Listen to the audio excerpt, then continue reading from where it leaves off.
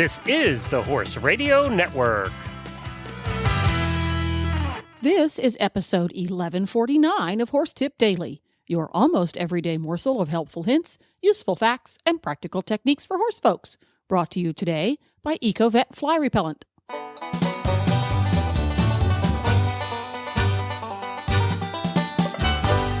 Greetings, horse people. Coach Jen here, and thanks for tuning in to Horse Tip Daily.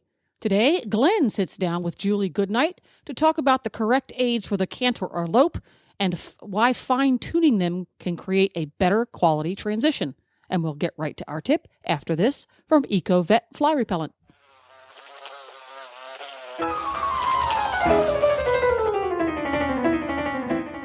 Wouldn't it be wonderful if your horse could enjoy a zone of repellency from pesky flies?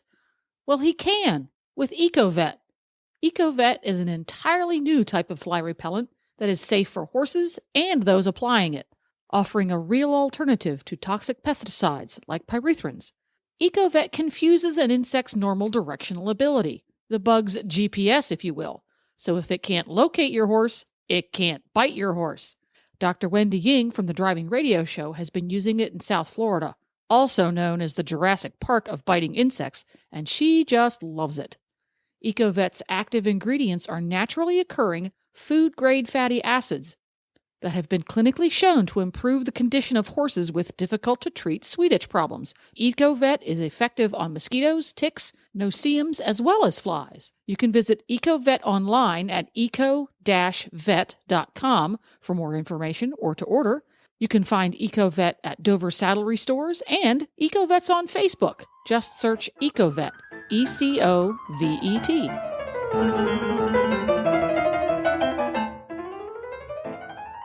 You know, I had a question from, and I can't find the email right now, but I had a question from a listener that when coming into the canter, their horse tends to buck. And I know that's probably one that you've had on your show before, right? On Horse Master with Julie Goodnight?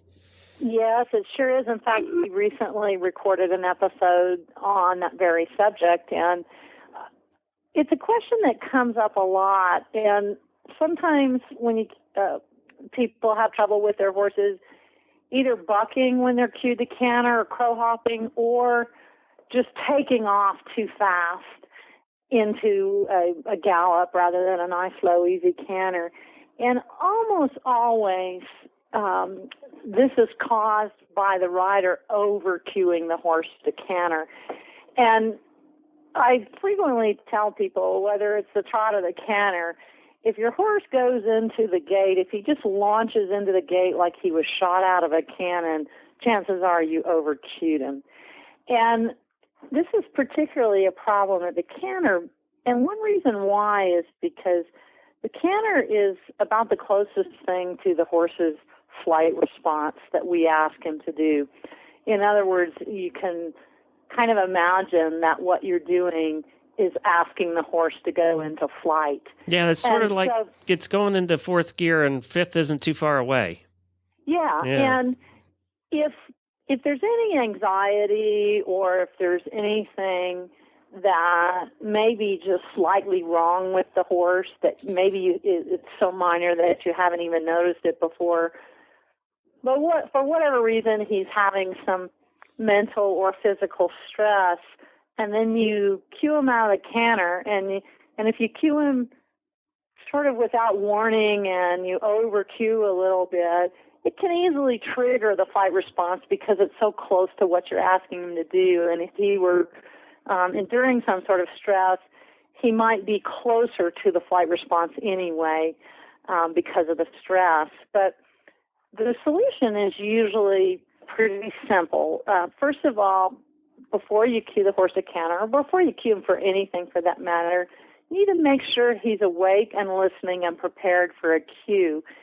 If he's thinking about something altogether different, or he's not thinking at all, and all of a sudden you jam this cue down his throat, you could get a shocked response from the horse, and that could be one thing that's causing the bucking or the horse to take off. So we prepare a cue. Believe it or not, we've all inadvertently taught our horses that before we ask them to do anything, we'll shorten the reins and we'll come to attention with our body and our position.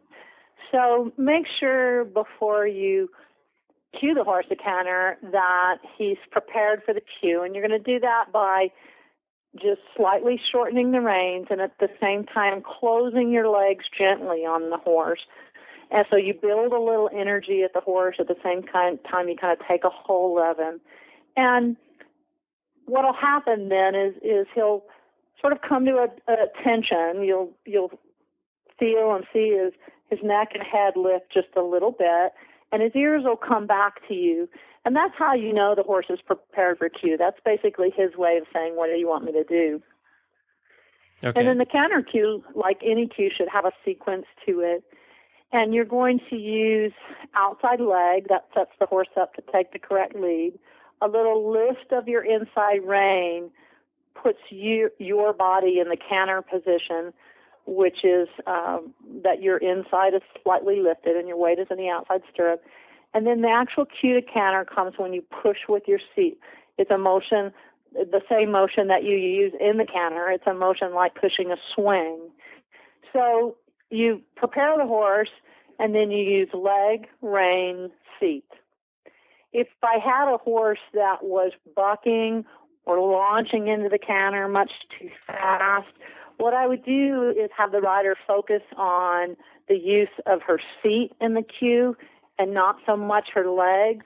If the horse is too bad and too exuberant in his canter departure, you probably don't need more legs. Right. What you need is to tone the cue down, slow the cue down, and use less and less pressure until the horse is not quite so anxious about it. So the main thing is just getting systematic in your cue, slowing down the cue, and toning it down. Lots and lots of canter transitions from trot to canter to trot to canter should help her get smoother transitions. All right, great. Well, thank you, Julie. And you said that you did that on one of the recent shows. I wanted to ask you, for those of us that don't get RFD TV, can they see any of the videos online? Yes, there are segments of each show available online on my YouTube channel. We're prohibited from the network for posting the entire episodes, but we try to put some meaty segments of the show up on YouTube, and you can go to my website, juliegoodnight.com, and just click on the Horse Master link, and you can find a list of all the episodes. There's articles that relate to each episode linked back to my website, and then the YouTube channel, and that's just youtube.com/juliegoodnight, has all kinds of video segments. Cool. All right, great. I wanted to ask you that because I know that not everybody gets it. More and more people are now, but we and we're in Kentucky. You think that our cable company would offer it, but yeah. Well, more and more, of course, both the satellite providers offer RFD, and more cable companies are picking it up. So you should check with your local cable provider and make sure it may already be there. Cool. All right, Julie. Well, we certainly appreciate you being on again. And, of course, your website is at juliegoodnight.com, and we'll talk to you again soon. Well, there you have it. You can find links to today's guests as well as lots more tips at horsetipdaily.com. This podcast was made possible through the generous support of Ecovet Fly Repellent and listeners like you. This is Coach Jen, and I'll be back soon with another tip. So until then, go ride your horse. The Horse Radio Network and the Horse Radio Network hosts are not responsible for statements of guests or their opinions. Use your own judgment when listening to the tips provided by the experts on Horse Tip Daily.